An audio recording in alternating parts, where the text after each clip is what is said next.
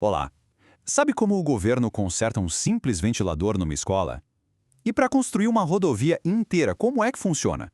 As respostas para essas perguntas mostram dois mundos bem diferentes de contratação pública. E é exatamente isso que a gente vai desvendar agora, para entender como e por que cada um deles existe. Vamos partir de um cenário que muita gente já viveu. Imagina só, uma sala de aula, aquele dia quente, sabe? E o ventilador para de funcionar. E agora? O que parece um probleminha do dia a dia, na verdade, é o ponto de partida para a gente conhecer uma solução super moderna para o serviço público. E a solução para esse problema tão comum revela uma abordagem bem inovadora. Dá para esquecer aquela burocracia toda que demora uma eternidade. A ideia aqui é outra: ser rápido, digital e, o mais importante de tudo, focar na comunidade local. E essa solução tem nome, é o Contrata Mais Brasil. É bom pensar nele como se fosse um aplicativo, que faz essa ponte. De um lado está a escola com o ventilador quebrado, do outro, os microempreendedores individuais, os famosos MEIs, ali mesmo do bairro. É uma ferramenta feita para desburocratizar e dar agilidade para a vida das escolas. E o que realmente impressiona aqui é a escala. Isso não é um projeto piloto, não. Já são mais de 5.500 escolas em Pernambuco e quase 6.400 no Rio de Janeiro que têm acesso a essa plataforma. O potencial para acelerar esses pequenos concertos é enorme. E o processo, olha, é incrivelmente direto. A escola posta o que precisa, os MEIs da região recebem um alerta no celular, enviam os orçamentos ali mesmo pelo sistema e pronto. O serviço é feito e o pagamento sai direto pelo cartão do programa Dinheiro Direto na Escola. É rápido, simples e bem transparente. E esse valor, R$ 12.500 por serviço, mostra direitinho qual é o foco do programa. Ele serve para garantir que a plataforma seja usada para aquilo que ela foi criada, resolver os problemas do cotidiano, o ventilador, a pintura, o conserto das carteiras, sem precisar passar por toda a complexidade de uma grande licitação. E aqui está o grande pulo do gato, o benefício que vai além do reparo em si. Ao conectar as escolas com os prestadores de serviço do bairro, o dinheiro que seria gasto de qualquer jeito agora circula dentro da própria comunidade. Isso gera renda e fortalece a economia local de um jeito muito direto. Certo. Então, o ponto crucial é que essa plataforma é perfeita para esses pequenos reparos. Mas e quando o projeto não é consertar um ventilador, mas, sei lá, construir uma estrada inteira? Ah, aí a história muda completamente de figura. É aqui que os dois mundos se separam de vez. De um lado, a gente tem a agilidade digital para os pequenos concertos.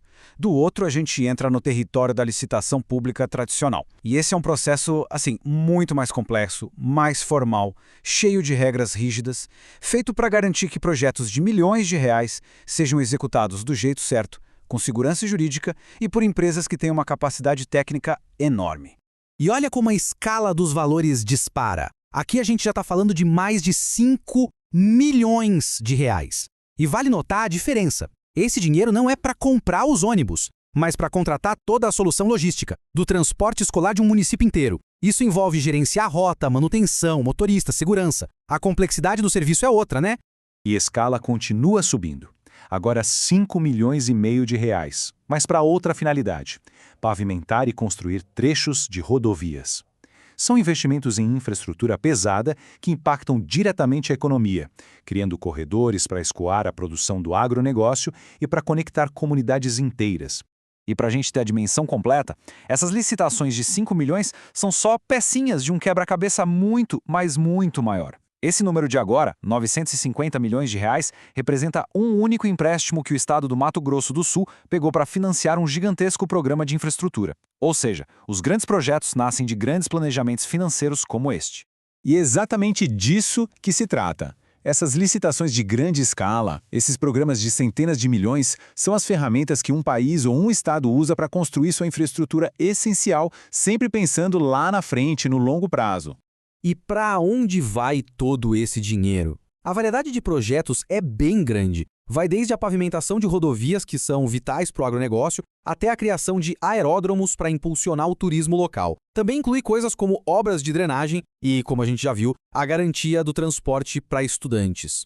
Esse quadro ajuda a conectar todos os pontos. Cada tipo de contratação tem um objetivo estratégico muito claro. As rodovias lá no Mato Grosso do Sul são para a economia agrícola. O transporte em Santa Catarina é para garantir o acesso à educação, os aeródromos para alavancar o turismo e os pequenos reparos no Rio e em Pernambuco para fortalecer a economia do bairro. Tudo se encaixa. Ok, mas no fim das contas, por que tudo isso importa? Por que ter dois sistemas tão diferentes para contratar serviços? Bom, a resposta está no impacto que cada um deles consegue gerar. A grande sacada é que não existe uma única forma certa de contratar. O segredo é ter a ferramenta certa para o trabalho certo. Para um problema pequeno e local, uma solução ágil focada na comunidade. Para um desafio de infraestrutura de longo prazo, um processo super robusto e detalhado. No fundo, os dois métodos buscam a mesma coisa: usar o dinheiro público de um jeito eficaz e transparente e, claro, criar oportunidades. Fica então a reflexão final. Desde a qualidade da sala de aula de uma criança até a condição da estrada usada no dia a dia, a forma como o governo contrata serviços tem um impacto direto na vida de todo mundo. Vale muito a pena observar como esses diferentes modelos aparecem na nossa própria comunidade. É isso, obrigado por acompanhar.